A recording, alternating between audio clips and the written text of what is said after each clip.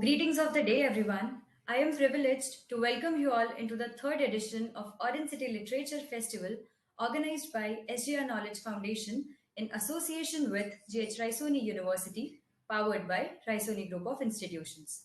I am Purva Bangale, delighted to be your anchor for today's session, Significance of Understanding Folktales and Oral Narratives in an Indian Context, especially in the present global world by Dr. Lopamudra Maitra Bajpai in conversation with Professor R. Radhakrishnan. Dr. Bajpai is an MA, MDMC, PhD ICHR, JRF. She is a visual anthropologist, author, and an international columnist. Apart from that, she is a guest faculty in Symbiosis International Deemed University, a former culture specialist at South Culture Center, Sri Lanka, former research grant fellow of India Sri Lanka Foundation, and a former assistant professor at Symbiosis International University, deemed Pune as well. Apart from her diverse career, as mentioned, she has also authored and edited many books, which are The Owl Delivered the Good News All Night Long, Folktales, Legends in Modern Lore of India, India, Sri Lanka and SAARC region, History, Popular Culture and Heritage by Routledge UK in 2021. Stories of Colonial Architecture, published by Doshar Publications, Kolkata in 2019. It's an honor to have such a prolific personality with us, and this gets even more delightful as we have Professor R. Radhakrishnan, who will be in conversation with her as the moderator. Professor R. Radhakrishnan is presently working as an assistant professor in the Symbiosis Law School, Hyderabad campus, where he is the faculty for political science and international relations and also the head of international cell and faculty in charge for the Center of Advancement in Media and Entertainment Laws at the Symbiosis Law School, Hyderabad. From teaching students to working in a political office and serving as research in a think tank, Radhakrishnan Sir's journey is quite intriguing. He started his professional career at the Institute of Peace and Conflict Studies, IPCS, in a project on alternative approaches to security funded by the Ford Foundation. He has co-authored a book, co-edited 2 books, contributed articles in journals, contributed papers and edited books, many web-based articles, apart from the occasional brief comments in the newspapers.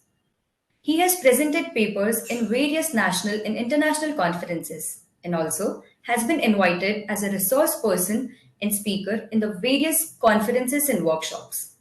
I once again welcome you, ma'am, and I welcome you, sir. Dear audience, you're about to experience a conversation between two very dynamic individuals. So without skipping a moment, I humbly invite Radhakrishnan, sir, to lead us ahead. Many thanks. Thank you, Purva, for the introduction. Organizers of the Orange Literature Festival. I have the privilege of having a conversation with Dr. Lopamudra Maitra Bajpai, and it is about her recent publication, an edited volume, a very prolific writer, and very interesting collection of folktales in the country, from our country. So the first question which comes to my mind when I was going through this is, it is an interesting collection of folktales from around our country, from across our country. And one of the important issues which struck my mind is, in an age of globalization, Dr. Lopamudra, my question would be, what really made you think about coming out with an edited volume on folktales? Right. So thank you, sir. And thanks to the organizers. Thank you, Purva. So to pick up the question, sir, actually, this is something that I have been thinking for a very long time, in the sense that as a visual anthropologist, I have been working in the areas of intangible cultural heritage for more than now 15 years. So that not only incorporates, I don't not only look into India, but a larger portion of South Asia also. So it was always there in my mind that when I would be doing my different ethnographic research work, field works in different parts of India, outside India, that apart from my academic publications, academic writing, it has always been there that to take these aspects of intangible cultural heritage, specifically oral traditions. Everybody loves stories. much more closer to the people, the general people, and something which I have been doing for a long time through my columns across South Asia. And they have been quite liked. I'm fortunate enough to get quite a good response for that. So now when some years back, Aleph Book Company approached me to do a similar book on the same theme. So it was quite interesting, and definitely I accepted the offer and looked forward to it. So that was kind of the beginning of the whole effort, which led to this book at present. In fact, Dr. Lopa, the title is very unique. The All Delivered the Good News All Night Long, Folk Tales, Legends, and Modern Lore of India. So how did you Exactly. arrive at this title?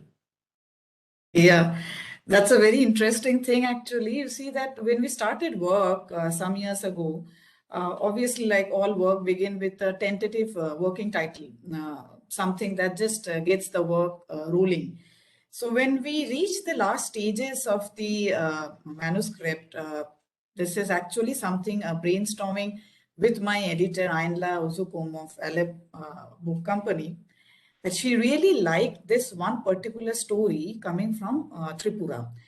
I'll actually tell you the whole name of the story is The Owl Delivered the Good News All Night Long, but the woodpecker got the reward of the golden crown. So this particular story happens to be in the Chakma language from Tripura. It was narrated by one of my friends, Gautam Chakma from Tripura in Bengali, and I translated it from Bengali to English for this written publication. So Ainla really liked this story title because it really happened to stand out from all the other list of the names, the titles. And then we started working around that it's a too long title. How do we best represent it? So finally, we boiled down to this thing as The Owl Delivered the Good News All Night Long. And something that I have also heard from a lot of people, reviewers, including very unique title, and something which sort of brings out the essence of the stories also. In fact, even the illustration of the cover is very appealing, very striking. Exactly. So the moment I started going through this, I also wanted, I had this question in my mind. What all factors played a role in this illustration? Yes, yes, Was yes. it That's professional another thing that I experience, should customer add that tradition? has been quite liked by readers, reviewers, critics from India, outside India, everywhere, that the cover design made by Apurva Lalit has been quite liked by everything. I mean, the entire presentation is very well done. In fact, I would like to add here that the entire cover actually represents different stories from the entire of Northeast India, which is there as part in this publication. And the pattern, the design pattern also takes after the Goon tribal art. So it is a mixture of a representation of stories, of narratives, and obviously the artist has done a remarkably good job. In fact, given the world we live in, I was also wondering, why did you think about folk tales at this juncture? Yes, this is something that I always have thought whenever I would be normally in my field works, while teaching in class, while talking to youngsters. I happen to talk to a lot of youngsters in my area, being an university teacher. Also, when I go out into the field, stories are something, narratives in the larger platform, if I can put it, are something that always, number one, draws the attention of people. You want to get a message through. It can be very easily conveyed if it can be portrayed through a very nicely retold story. And it gets the attention. And that's one of the reasons that the retention of whatever is being narrated through the story is also very, very large, quite longer extent. It stays in with us. Something that is very evident when we tell stories to kids, and they can remember a story after many, many days and many months, and they still recollect the same thing. So something that I have always felt while teaching, while on field, off field, writing that folk tales have been doing this work since they are transmitted. They have been around with us, transmitted orally for centuries and across generations. So this is something that probably can be highlighted specifically on a larger context, including all the states, all the union territories of India, for a better cultural understanding, social understanding, cultural understanding. So this is something which I feel is very relevant even at present times, including a lot of academic disciplines also look into it. There are South Asian studies, there are folklore studies, not only in India, but a lot even outside, which specifically are devoted to understanding the interpretation, the representations, the connotations of folk tales, of narratives as per se, or oral history. So this is something which has always made me quite amused me always, and something which I thought is globally relevant even at present. Yes, in fact, what I realized, not only because of the size, it is indeed, very voluminous, and it's a laborious task. I mean, It is, given it the is. number of folk tales which crisscrosses our country. So, how much time will you take to finish this assignment on folk tales? Yeah, that's an interesting question. Actually, I was working on this book for more than 3 years, 3.5 years. And yes, the time was quite large. Also because when I started the work, I uh, I simply did not want to copy stories from already old publications. You know, there are a lot of British publications, British journals, colonial British journals and all. One can easily refer to them in any libraries or archives of India. But I wanted to bring out certain different things which I had in mind. Say, for example, there are a lot of family narratives which remain confined within a family, or there are certain local or regional narratives which I always encounter whenever I go for any field work, which stays within those little small areas. So I wanted to bring out those. Now, thinking about this, now thinking is something, but doing the whole thing is quite another thing. Yes, it was challenging and it took a lot of time apart from my university teaching classes and all that, but the reward was quite great. Every time I would come across some interesting narrative that I wanted to be a part of this book, it was always a very happy experience. So I think that's the inspiration that kept me going. It's quite a long timeline. 3 years is It quite a is long very timeline. true. Very true. And it certainly also highlights, certain genres of folk tales. How did you Yes, come yes, across yes. them? Yes. So when I started the work, I also had in mind that since this is a small attempt to represent the length and breadth of India in one book, in one publication, I also wanted to put through that in comparison to some of the very important great works, which is referred to even at present, say Ramanujan's Folk Tales of India, which is a few decades old right now. So I thought that it is quite an interesting time where we are standing right now, that culturally, socially, we can represent, reassess some of the genres of folktale, of narratives at present. Now, keeping this in mind, when I started to collect the stories, I had to consciously look into certain areas. Now, after the work was done, I saw that some of the stories which could have actually, what should I say, maybe they are breaking the mold from the established genres which we know so far. Say, for example, something comes to my mind. When I was talking to people about narrating a love story, a simple love story, which is quite famous all over the globe. It is not only particular to India.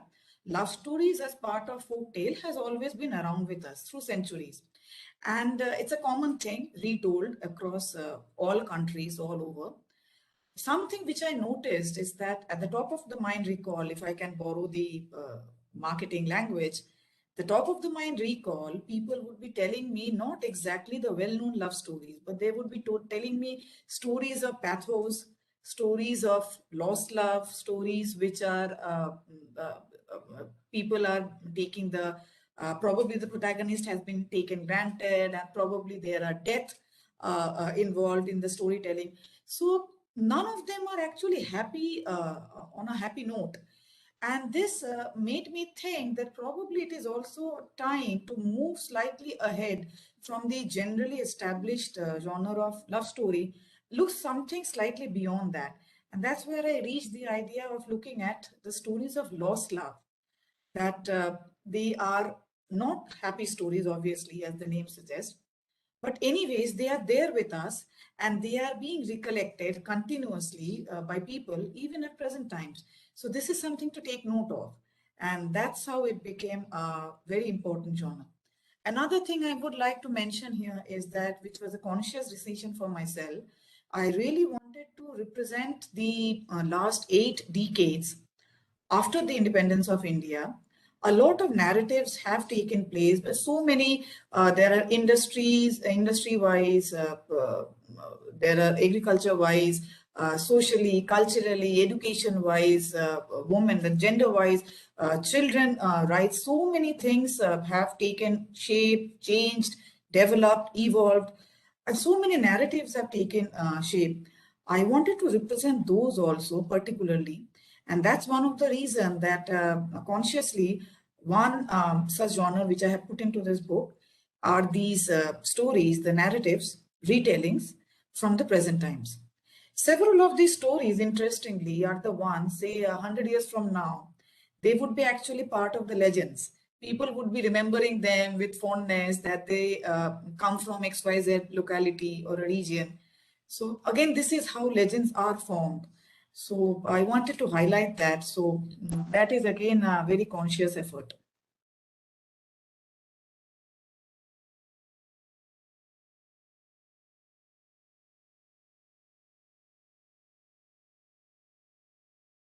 Sorry to interrupt, but sir, you are, I guess, muted. Oh, I'm sorry.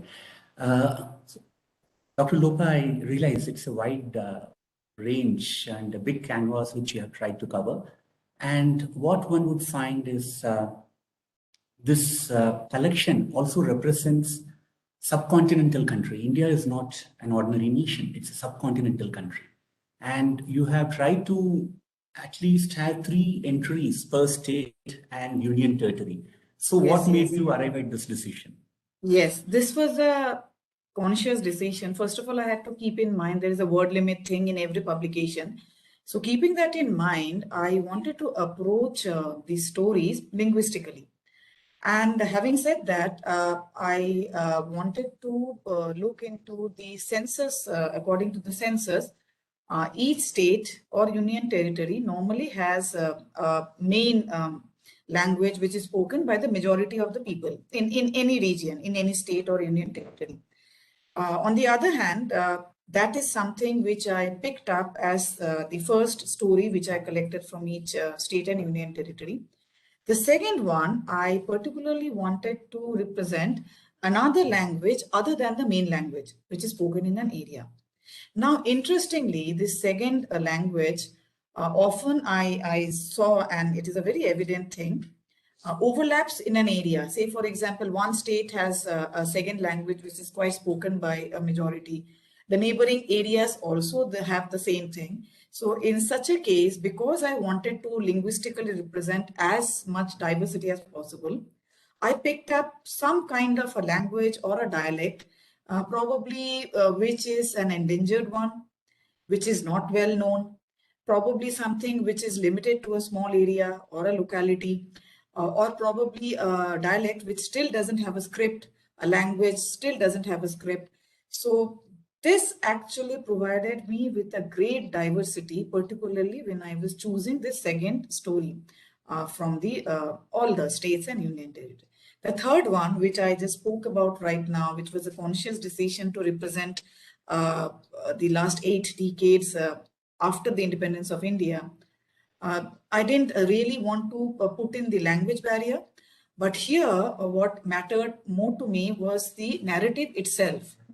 The looking at efforts of many philanthropists, people from all over the nation, the work of many important women from all over the nation. So that is something I wanted to focus. So thus, the three types, the three stories, thus collected from each state and the union territories.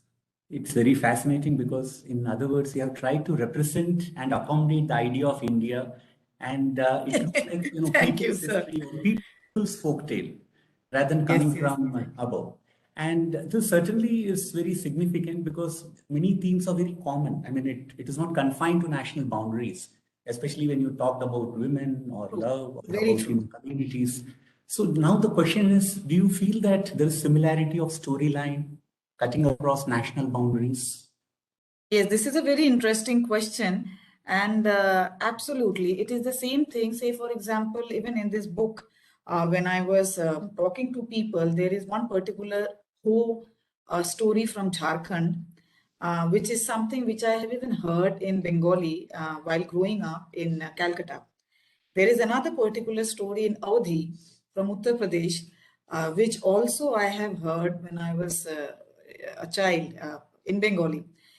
These stories are also very famous also in Bengali, in Bangladesh as well. So just like within one country, there are these tales have a tendency to echo and revolve around a certain area. Within countries also, they evolve and echo, and they're very fluid. They have been moving around for, and it is not a recent phenomena. This incident has been happening like across like centuries for generations together. Something which brings to my mind that a lot of our Jataka, Panchatantra specifically tales have a similarity with the Aesop's tales from Greece. So they have, yes, traveled that far and they are back again. Another very interesting story is that when I was working in Sri Lanka at the SARC Cultural Center, and in one of my field works, I came across a very interesting story, which is a folk tale from that land, which is also something that I have grown up with. However, what folktales does is that they help to imbibe the local flavor, the local culture, the local environment, the flora, the fauna, and the same story, the same storyline in a little different format is represented in other places. I think I can just narrate a very quickly, a very small story that comes to my mind. So there is this story which is very famous. Actually, this was collected in a volume by Upendra Kishore Roy Choudhury, who happens to be the grandfather of Satyajit Ray. He himself was a very accomplished illustrator, publisher, writer, and author, and also a compiler of tales. Now, this compilation is from the region of Mymensingh, from erstwhile Bengal region, undivided India. So obviously, as a child, even in Calcutta, we have heard and read that book, and it's still very famous, this particular book. So this story goes as, this Bengali story, first of all, I'll quickly narrate, that once there was this tiger which was put in a cage by a king because he was a very naughty tiger. He would be going around, and I'm particularly using certain words, exactly translating them, trying to keep to the essence. This very naughty tiger was framed into put into a cage by the king, and he was in the Darbar area, the square, the market square. He was very irritated. He wanted to go free, and he was pleading every passerby to let him go. But everybody knew that once you let a tiger out, and they knew that what kind of a person he is going to be fatal for all. So nobody really paid any heed to him. However, one particular Brahman Pandit on his way to do the morning rituals was passing by, and he heard the tiger pleading, felt sorry for him. He was a very simpleton, very nice person, I would say. And he thought that, okay, let me get him out. But he said that, don't eat me after this. And the tiger also, no, no, no, I will not eat you. Obviously, I won't. You are doing me a favor. Why will I? So he lets him out. Immediately he comes out and said, now I will eat you. And he says, but you just promised me that you will not eat me. How come? He said, no, no, you don't know the nature of tigers, sir. We should be eating you. We are carnivores, and I will have to eat you. Now he was desperate to save him. himself, and he thought that let me get in three kind of witness who would say that this is an unjust act. If they say, then we will go ahead, you can eat me then. The tiger said, okay, fine, theek hai, I'll give you a go ahead. So they approached three places where all of them happen to highlight how ruthless man is towards nature, and it is rightful to finish him. Say, for example, the first witness happened to be what we call in Bengali as an aal, which is an elevated platform between two farmlands where generally you can walk over also. So they approach the aal, and the aal says that yes, they ruthlessly cut me. They walk all over me, and I mean, I'm in a miserable condition. Please eat them. It serves him right. And the Pandit is more traumatized. Then they approach a tree. The tree says, a banyan tree, they said, he says that, yes, I provide shed, shelter from rain, sunshine. They rest under me, but then they ruthlessly cut me. So please eat him. Man deserves that. Now the Pandit is desperate to find an answer out. So as they were looking for a third witness, very shrewd fox happens to be walking by. He saw the whole situation, understood in 1 second what is the condition, and he said that I'll be the third witness. So just let me get it, how exactly what happened. So to explain, so the Pandit was in the cage and the tiger was walking by. Or is it that I was in the cage or both of you were walking by? Or is it like all three of us were in the cage or who was walking by? So now this irritated the tiger a lot. This was a deliberate attempt by the fox. And the tiger got so irritated, he said, bus. Let me demonstrate it for you because you are quite a foolish person. He went into the cage and he said, I was in the cage like this. He was walking by, and immediately the fox shut the gate, lashed it up like before, and he told the Brahman, please go your way. Don't get fooled by such people. You should be very careful. Same story I found in Sri Lanka. This also happened to be a compilation of 1908 by H. Parker, which is like more than a century old.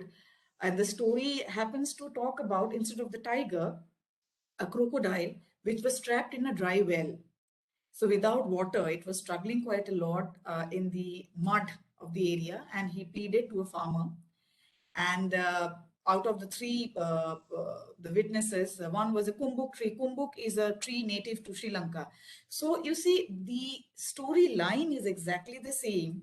It just revolves and it gets adapted to the culture, the society, the environment of the local regions, wherever they are being adapted. So this story also happens to be with a tiger in Thailand. And instead of the Pandit, it is a very poor farmer who was walking by a forest where the tiger was trapped under a tree which has been fallen. It fell down the night before from heavy rain. So the poor farmer faced the same thing. So it speaks a lot about the environment, about the nature, about the flora, about the fauna. But the storyline, yes, they happen to travel quite a lot. It's indeed, I mean, there's a message of universality even in cultural specificity. And, Absolutely. Yes. were you really able to address the heterogeneous aspect in terms of... This is something, yes, thank you, sir. This is something that I don't know if I have done justice, but throughout my conscious effort of representing as many languages as possible, something which led me to represent 57 dialects and languages in this one particular publication itself. So yes, I have tried my level best, and I can just say that because it is very difficult to represent the diversity of India in one single volume. It is indeed. It is a momentous task, but I hope that other people might be even interested and they can pick it up and do some more further work. In fact, this is not just an edited book. It also, vindicates your scholarship. Here, Dr. Lopa, the question which came to my mind is, I think you also have training in ethnographic studies. So to what extent did it play a role? It did, yes. So the story actually happens to have started more than 2 decades back. I was quite fortunate enough to have received training from very acclaimed archaeologists ethnographers and anthropologists of India and abroad. Say, for example, I have worked at an Indus Valley site under the able guidance of Dr. Vasant Shinde, very famous proto-historian right now in India. Dr. Gregory Poshel passed away some years back, very significant Indus Valley civilization academic. I had the fortune of also working and learning specifically from Dr. D.K. Bhattacharya from Delhi University, prehistorian anthropologist, from Dr. V.N. Mishra, ethnographer, world famous ethnographer, immense contribution, prehistorian Dr. Padaya. So yes, ethnography has helped me shape my thinking, my outlook, my research, my collection data, and how to, when you go out in the field, you have to expect the most unexpected at the most unexpected times. So also how to deal with those and everything. Yes, it did really help me quite a lot, even when I was doing this. So, And in this present scenario, how do you situate folk tales? You know, we are in a globalizing world, there's a lot of influence on national, regional, and local cultures. it is something which just when I was talking about earlier, that I felt that folk tales are something which helps to also build a cultural gap, cultural understanding, social understanding, knowing festivals of other regions, customs, food habits, dresses, how they live, what they talk, what they think, what they speak. So it's almost like, I would say, uh, what cinema does in audiovisual format, stories does in an oral format. So this is something which reaches out to another doorstep, opening up and definitely bridging, trying to bridge knowledge gap, which I feel is very, very vital, not only at present, but it has always been a very vital thing. What is the message you wish to convey through this publication? This is something that probably that when I started to, I'll just quote a few of the readers who started to get in touch with me, and I feel that yes, probably I have done justice with the publication. That when I would be getting calls right when the book was released earlier in August from Tamil Nadu, that they are very fascinated by XYZ stories from Tripura or Arunachal Pradesh, from readers messaging me personal messages from Guwahati that they really liked XYZ story from Gujarat or Rajasthan. I felt that yes, my work has it has been it has got its own reward. So this is something, this cultural linking is something I wanted to do, and probably that it really reached the right audience. So, Dr. Lopamudra, before we conclude, I mean, given the tremendous reception which this edited volume of yours has received, so what are your future plans? Yes, at present I'm working again once with Aleph Book Company for a second book with them, and that would be, however, focusing on mythologies centered around nature and environment. And I am also working on another book with Routledge UK, which would be looking at narratives surrounding water bodies all across South Asia. How do you interpret them through geology, through archaeology, through and other such socio-political, cultural phenomena. So these are the two work I am doing at present. Many thanks, Dr. Lopamudra. It was a pleasure talking to you. Now over to you, Purva. Thank you, sir. Thank you, sir. Over to you, Purva. Yeah. Thank you so much, ma'am, and thank you so much, sir. At the outset, I would like to thank Dr. Lopamudra Bajpai and Professor Radhakrishnan for so much letting us understand the essence and importance of folk tales, which helps people to better understand the general conditions of human, since folk tales are the sources of constructed perceptions, beliefs, paradigms, and much more, which ultimately enriches the consciousness and appreciation of the cultures that other people have. I wish we get to hear you both again and be equally enlightened as we all are today. And for my dear massive audience, I am sure that after witnessing the conversation, you all are taking home an enriched version of yourself, just as I will. Thank you for joining us today. Until I see you again, this is Purva Bangali signing off. Thank you, Purva. Thank you, sir.